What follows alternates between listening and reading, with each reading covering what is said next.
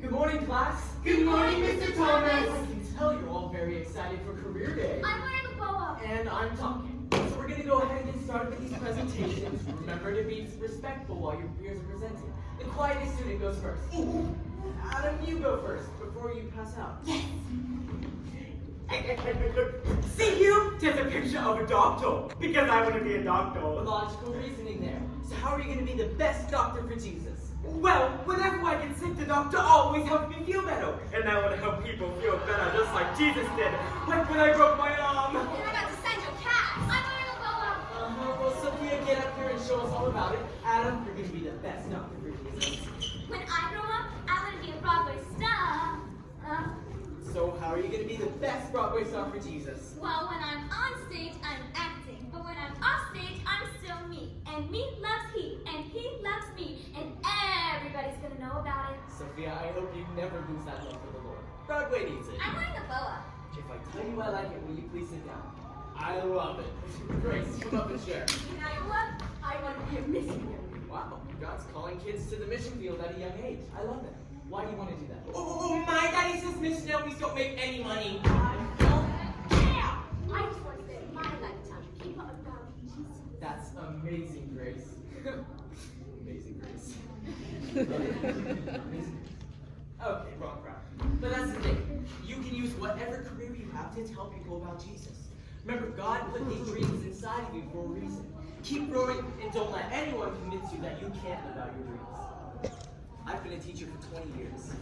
More often than not, somewhere along the way, people or circumstances convince kids that they can't live out their dreams. And I hate that. I genuinely hate that because I see those dreams living inside of them, and then they grow up. And reality makes dreams impossible.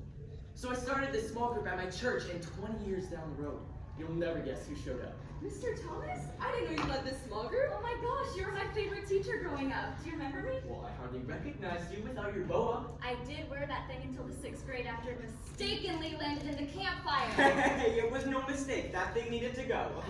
Did I see on Facebook that you're in med school? How's that going? Well, it's not really going. What do you mean? I got through my first year and I failed too many courses to get credit for the second, so I'm just thinking I'm not cut out for the medical field. But enough about me. Well, you'll eventually have to open up one in this small group. But Grace, what's new with you? Are you back in the States itinerating? I actually never made it to Guatemala. I thought you raised all the money. It wasn't the money. Family stuff comes in, and I just don't think it's gonna work out. I'm so sorry. I hate seeing you all so beat down. Well, Sophia, be a ray of sunshine. Share some good news. Well, I'm pregnant, and I'm not really in a place where I can consider that good news. When did you and Miguel get married? Was I not invited to the wedding, or was it small? Let's get back to Adam. What were we talking about? Vulnerability? If you're ready to go there, then let's sit down. Real talk. In all the years that I've known each of you, I've seen your God-given talents and your passions. I'm just sort of confused as to how you lost that passion along the way. I never lost the passion. It's all I wanted to do. But I look around me and my 100% best is everybody else's 50%. And I just don't think I can ever measure up. So that's why I'm making the decision to stop med school before my net passes 100,000. Kind of in the same boat.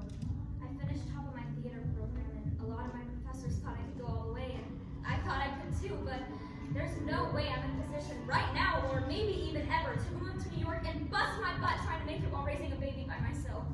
And I just feel stuck. The only reason I didn't leave was because I was the only one who could take care of my mom at the time.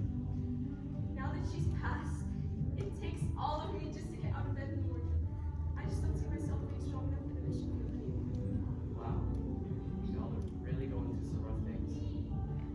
If you look at it like this, in the grand scheme of your lives, if you take a step back, these big roadblocks only have to stay big for a short amount of time. And what I'm noticing in each of your lives is that you've allowed fear to overpower your passion. Recognize that God didn't put big dreams inside of you so that little things could stop you. So my question for you is, what would it look like to drop the fear of what could go wrong and embrace the truth that things can only go right if you trust that God will see your dreams through to the end? That's the thing. You won't know until you do.